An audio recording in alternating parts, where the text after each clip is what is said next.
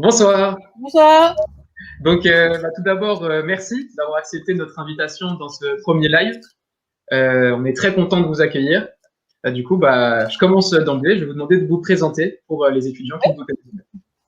Donc, bonsoir à tous. Donc, moi, je m'appelle Virginie Lamarche. Je suis responsable du DPIE au sein de la DIDT, qui est la Direction Innovation et Développement Territorial de l'UTC.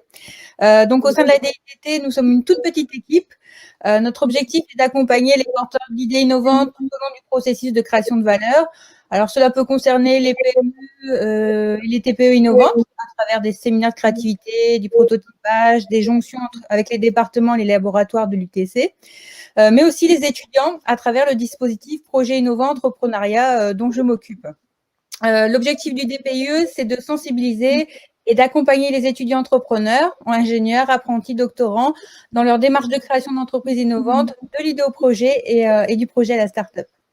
Super. On va rentrer dans le vif du sujet. Je suis un étudiant, j'ai une idée en tête et j'aimerais entreprendre. Comment est-ce que je fais pour contacter, pour bénéficier de la DIDT, du soutien de la DIDT? Alors pour le dispositif, ça va permettre d'accompagner tout au long du processus, de donner l'envie d'innover. Donc on organise des événements tels que le Créaton, qui malheureusement a été annulé cette année, reporté. Donc là, c'est à partir du moment où je suis intéressée par l'innovation, l'entrepreneuriat, et j'ai pas forcément une idée précise en tête. Et à partir du moment où l'étudiant a une idée, il peut donc participer au projet innovant qui a clôturé hier. On a eu pas mal de candidats cette année. Vous en avez eu combien? Pardon, j'ai pas entendu. Vous en avez eu combien cette année? Alors cette année, on a 22 projets qui ont candidaté. Donc le jury sera jeudi pour sélectionner, on va dire les meilleurs entre guillemets. C'est les idées qui sont les plus innovantes. Ça marche. Et donc, au niveau des différentes thématiques des projets, des étudiants qui ont déposé leurs projets, est-ce que peut-être vous pouvez rassurer les étudiants en nous disant un petit peu les thèmes que vous retrouvez? Est-ce que c'est des thèmes qui ont forcément un lien avec l'ingénierie pure à chaque fois, ou est-ce qu'il y a d'autres choses? Non, pas forcément, c'est pas de l'ingénierie pure, il y a aussi de l'innovation autour du service. Après, c'est pas forcément axé proto pur. Parfois, l'idée peut être issue sur un sujet auquel l'étudiant a bossé. Ça peut être effectivement un proto, quelque chose qui a été fait dans le coin d'un garage et on a envie d'aller plus loin dans la démarche entrepreneuriale. Enfin, vraiment, tous les sujets sont divers et variés et il n'y a vraiment pas de limite. C'est vraiment à partir du moment où on a une idée innovante et on a envie d'aller un peu plus loin. Super. Est-ce qu'on peut candidater en équipe? Oui, bien sûr. Alors, on peut candidater en équipe. La seule prérogative, c'est que le porteur de projet soit UTC1. Et puis après, l'équipe peut être diverse et variée, d'autres établissements, voire même parfois de la famille ou des amis. Il n'y a pas de souci. Super. Donc, je peux avoir un projet avec un camarade qui est d'une autre école. Si je suis le porteur, je peux pouvoir prétendre au concours innovation sans problème. Ouais, pas de souci. Super. Très Alors bien. après, il y a le concours qui s'est clôturé donc hier. Après, l'idée, elle ne vient pas forcément en octobre de chaque année. Donc, on reste quand même ouvert à recevoir tous les porteurs de projets qui ont une idée, qui ont envie d'en discuter.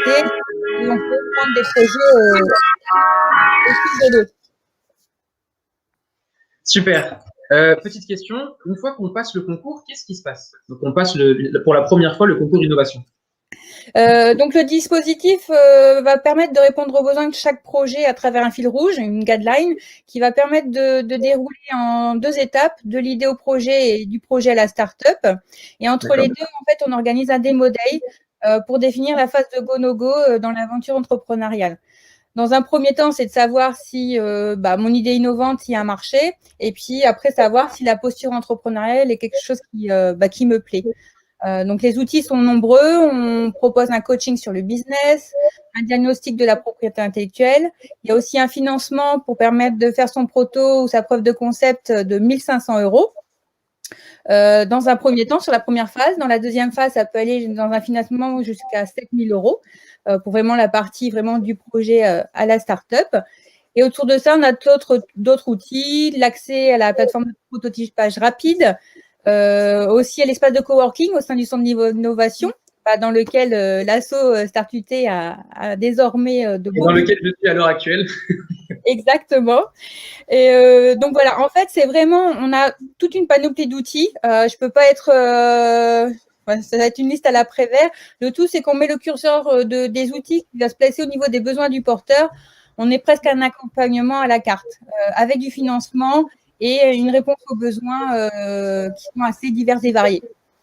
Ça marche. Donc, si je résume, on passe le concours innovation pour la première fois. Si ça se passe bien, on est pré-labellisé et du coup, on débloque une enveloppe de 1 500 € pour avoir sa preuve de concept. Donc, que ce soit un prototype physique ou, je sais pas, en software ou autre. Ensuite, on passe le Demo Day. Donc, le Demo Day, c'est à la fin de l'année. Ça se déroule quand exactement? Alors, on l'avait placé en juillet. Désormais, on le place plutôt après l'été. Ça permet aussi aux étudiants entrepreneurs d'aller un peu plus loin dans leur démarche. Et en fait, le Demo Day, on le fait en septembre au bout d'une année à peu près. Ça marche. Et donc, une fois qu'on fait le Demo Day, si ça se passe bien et que du coup, on voit que le projet est abouti et qu'il y a une volonté peut-être de créer, d'aller plus loin, là, on peut être labellisé et donc cette fois, on peut disposer de jusqu'à 7 000 € sur son projet. Voilà, un financement de 7 000 € et tout le processus qui continue sur l'accompagnement et puis aussi la mise en lien avec tout l'écosystème qui va bien. Parce que nous, on est vraiment là pour mettre le pied à l'étrier, autant sur la partie technique que sur la partie business et tout ce qui s'ensuit, mais aussi après, va falloir se jeter à l'eau et aller à l'encontre de l'écosystème de l'innovation. Super. Si on veut vous contacter, pardon, comment on fait? Quels sont les moyens de contact? Alors, le premier moyen, il y a mon adresse mail, donc virginie.lamarche@utc.fr. Et puis après, moi, je suis située au centre d'innovation au 2e étage. Donc, voilà, effectivement, en ce moment, c'est pas le contexte, mais la porte est ouverte. On peut prendre rendez-vous, discuter du projet et aller plus loin, voir s'il y a besoin d'un accompagnement plus spécifique. Super. Écoutez, pour terminer, est-ce que vous auriez un ou plusieurs conseils à donner aux étudiants qui ont envie d'entreprendre? Alors, je pense que le premier truc, c'est vraiment d'oser sauter le pas dans l'innovation. C'est vraiment une belle aventure.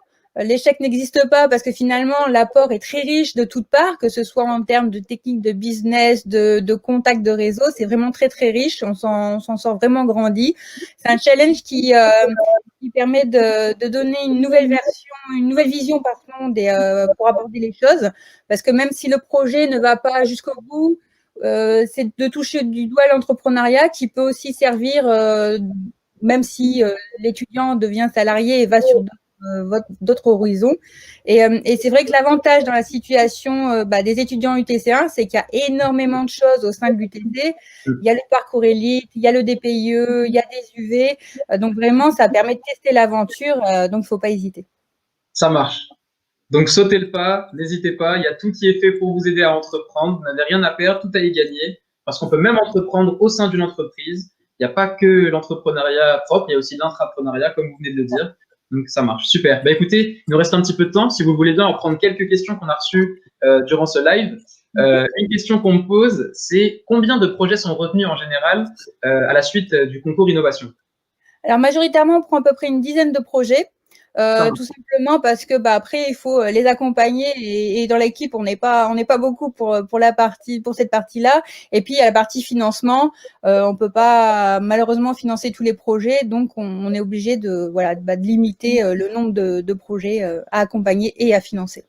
Très bien, très bien. Donc si je prends en référence le nombre que vous avez donné tout à l'heure, une vingtaine de projets qui ont candidaté, ça veut dire qu'ils ont quand même presque une chance sur deux de pouvoir être sélectionnés. Donc ça donne envie de se lancer. Voilà. Ça reste accessible. Super. Je me permets de vous poser une autre question.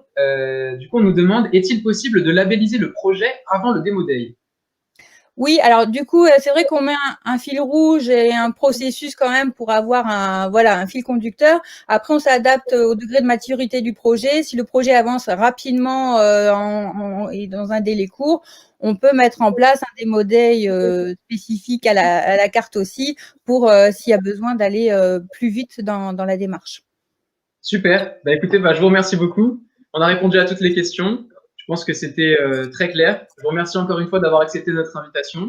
Et puis, il ne me reste plus qu'à vous souhaiter une excellente soirée. Merci à vous et bonne continuité. Merci. Au revoir.